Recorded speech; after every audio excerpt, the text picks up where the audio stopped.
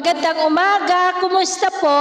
Narito po ulit ang update natin para sa lagay ng ating panahon ngayong umaga po ng July 26, 2024 na kung saan sa ngayon ay nasa kalupaan na po ng bansang China ang bagyong si Karina, pero nananatili pa rin na malakas ang bugsa ng habagat na patuloy pa rin po nitong hinahatak na siya pong nagpapaulan ngayon dyan sa may Ilocos Region, Benguet, Central Luzon, ilang bahagi ng Metro Manila at Mimaropa. Samantala, ang dating bagyong si Butchoy naman ay tuluyan na po na nalusaw, pero mayroon pong LPA na nabuo at nagbabanta na po na papasok dito po sa ating area of responsibility. Sa ngayon ay nasa power line na po at base dito sa weather model na ating ginagamit ay posible itong lalakas muli bilang bagyo between 3 to 5 days at kung ganap na itong bagyo ay tatawagin po sa local name na bagyong Dindo. Hindi pa naman ito nakitaan ng landfall scenario, pero patuloy pa rin natin nababantayan dahil posible pa po itong magbago at hahatakin ulit nito ang habagat. At ito nga ang pinapakita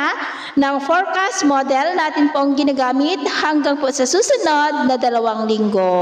At sa lagay po ng ating panahon ngayong madaling araw ay may mga isolated rains sa may Ilocos Region, Benguet, Central Luzon, ilang bahagi na lamang ng Metro Manila, Mimaropa, Sorsogon, Iloilo, Holosulu at Davao. At mamaya ay sisikat po ang araw sa malaking bahagi ng bansa, lalo na po dyan sa may Visayas at Mindanao.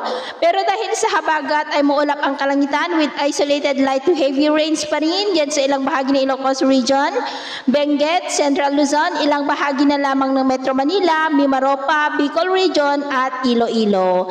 At mamayang hapon, mas maraming lugar muli sa ating bansa ang makakaranas ng muulap na kalangitan with isolated rains, lalo na po dito sa may Luzon at ilang bahagi ng Mindanao, kaya mag-ingat pa rin po tayo sa posibleng banta pa rin ng mga pagbaha at pagguho ng lupa. At sa atin naman pong mga baybayin, dahil po sa habagat ay iwasan na po muna natin ang papalaot sa western seaboard ng Luzon, extreme northern Luzon seaboard at silangang baybayin ng Cagayan dahil ang mga alon po dyan ay posibleng aabot hanggang po sa 2.8 to 4.5 meters height.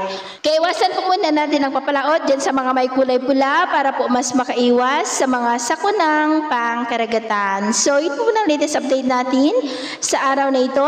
At ako po muli si James na nagsasabing sa kahit na pagsubok na darating sa ating buhay, wag na wag po tayong mawawalan ng pag-asa. Thank you and God bless.